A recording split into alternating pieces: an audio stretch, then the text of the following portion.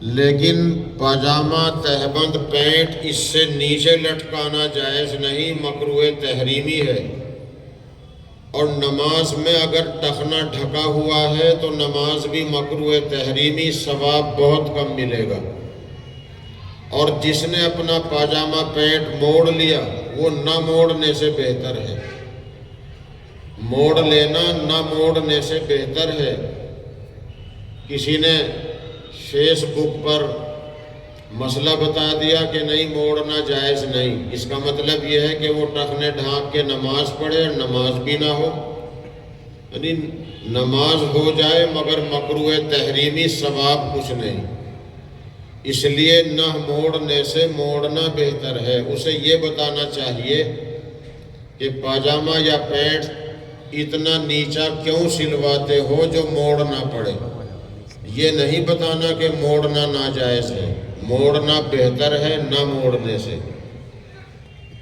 مگر یہ وعید، یہ ڈانٹ ڈپٹ اس کے لیے ہے جو تکبر کی وجہ سے ٹخنے ڈھکتا ہو۔ ویسے ہی پتہ بھی نہیں چلتا، پیٹ بڑھا ہوا ہے، کپڑا نیچے کو سرک گیا، ٹخنا ڈھکا گیا، اس پر یہ وعید نہیں۔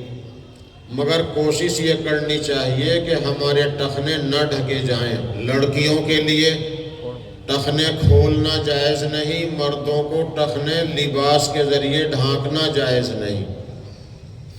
دیکھیے کتنی وعید ہے کہ جن 10 گناہ گاروں کی بخشش شب برات میں بھی نہیں ہوتی، اس کو بھی ان میں شمار کرایا ہے۔ اور 10واں گناہ گار بیاج اور سود اپنے کام میں لگانے والا۔ بیاج اور سود یہ ایسی بری چیز ہے کہ 1 روپے کا 6واں حصہ اگر بیاج کا کوئی اپنے کام میں لگائے تو اپنی ماں کے ساتھ منہ کالا کرنے سے بھی زیادہ بڑا جرم ہے۔ یہ اتنا بڑا پاپ ہے۔ روپے کا 6واں حصہ 1 درہم بیاج کا اپنے کام میں لگا لیا، چاہے بیاج وہ بینک سے لیا ہو یا کسی انسان سے لیا ہو۔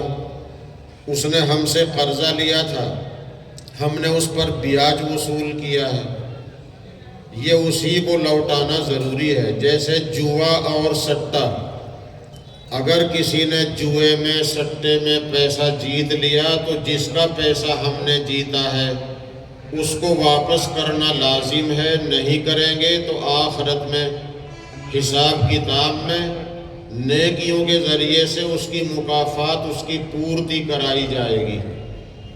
اگر کسی آدمی نے آدمی سے بیاج لیا ہے تو واپس کرنا اسی کو ضروری ہے۔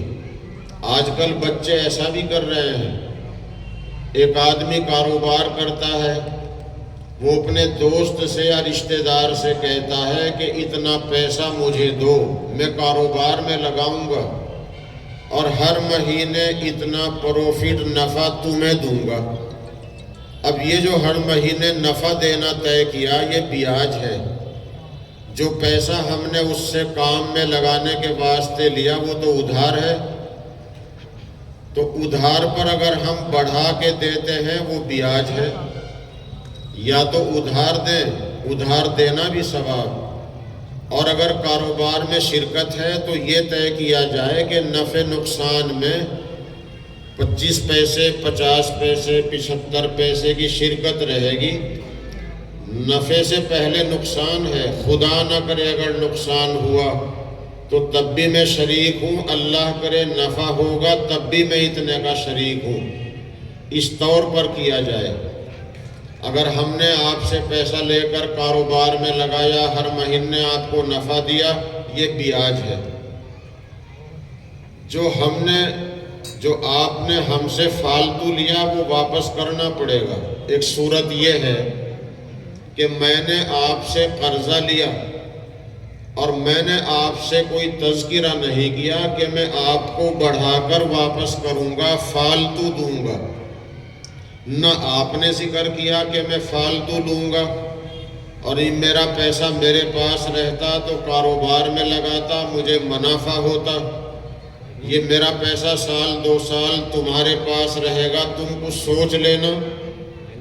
اگر ایسی کوئی بات نہیں کی میں نے آپ سے قرض مانگا، فالتو دینے کی کوئی بات نہیں کی، آپ نے قرضہ دیا، فالتو لینے کی کوئی بات نہیں کی، پھر جب میں آپ کا قرض آپ کو ادا کروں، کچھ بڑھا کر دے دوں تو شریعت اسے سود نہیں کہے گی۔ اگر میں ذکر کرتا کہ فالتو ادا کروں گا، آپ کہتے کچھ فالتو دے دینا، میرا پیسہ تمہارے پاس گھرا رہے گا، تو پھر یہ فالتو کا لین دین بیاج ہوگا، کوئی ذکر دونوں طرف سے نہیں، پھر ہم بڑھا کے دے دیں وہ جائز ہے۔ جو چیزیں جو طور طریقے سہولت کے ہیں ان سے فائدہ اٹھائیے۔ 60 سالہ آدمی ہے، پینشن ملتی ہے، پینشن لیجئے، سچ بول کر لیجئے۔ بیوہ کو سرکار مدد دیتی ہے، سچ بول کر مدد لیجئے۔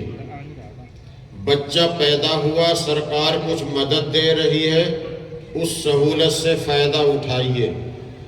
لیکن اگر ہم نے کچھ پیسہ جمع کیا اور ہم نے تھوڑا جمع کیا، سرکار ہمیں بڑھا کر دے رہی ہے، یہ بڑھوتری بیاج ہے، اس کو نہیں لینا۔ اگر لیا ہے تو اس کا مصرف میں ابھی بتاؤں گا کہ اس کا کیا کرنا ہے۔ اگر چھوٹ والا لون کسی کو ملتا ہے، چھوٹ والا لون ملتا ہے، لیجئے، اس سے فائدہ اٹھائیے، کاروبار کیجئے۔ مثلاً 1 لاکھ روپیہ ہمیں بینک سے ملا اور 1 لاکھ میں ہم کو 80,000 دینا پڑتا ہے، 90,000 دینا پڑتا ہے، تو یہ چھوٹ والا لون ہے۔ وہ جو چھوٹ ہے وہ بیاج نہیں، وہ سرکار کا عطیہ ہے، گفٹ ہے، اس سے فائدہ اٹھائیں۔ شریعت اسے سود تب کہے گی کہ مان لیجئے ہم نے 1 لاکھ روپیہ بینک سے لیا اور ہم کو کہا گیا تھا کہ فلاں تاریخ تک جمع کر دو تو 80,000 کر دینا۔ اگر تم نے تاریخ پر جمع نہ کیا تو سود لگے گا۔ اب انہوں نے سود لگانا شروع کیا، بڑھتے بڑھتے 85، 90، 95، 99، حتیٰ کہ 1 لاکھ جتنا ہم نے لیا تھا اتنا ہو گیا، اب بھی سود نہیں ہے۔ جب 1 لاکھ سے 1 پیسہ اوپر ہوا وہ 1 پیسہ سود ہے۔ جتنا ہم نے لیا تھا جب اس سے اوپر چلا جائے گا تو اس کو شریعت سود کہے گی۔ اذان ہوتے ہوئے فقہ اور شریعت کے مسائل بتانا سننا جائز ہے، اور ویسے خاموش ہونا بھی جائز ہے، جیسے پردھان منتری جی بھی بھاشن دیتے ہوئے چپ ہو جاتے ہیں، بھئی کسی کی تپسیا میں خلل نہیں ڈالنا چاہیے۔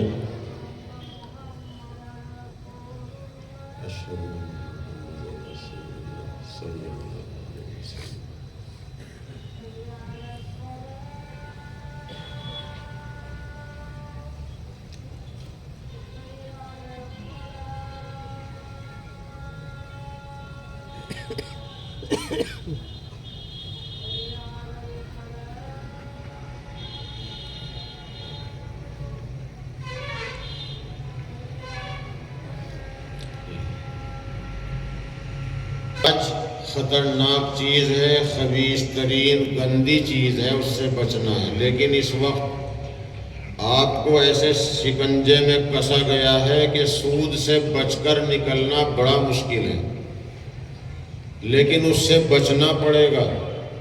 حدیث میں ہے کہ سود کا لین دین اتنا عام ہو جائے گا، اگر کسی کو آگ نہ پہنچی دھواں تو لگ ہی جائے گا۔ آپ کاشتکار ہیں تو آپ کا پیسہ، گنے کا پیسہ بھی بینکوں میں آ رہا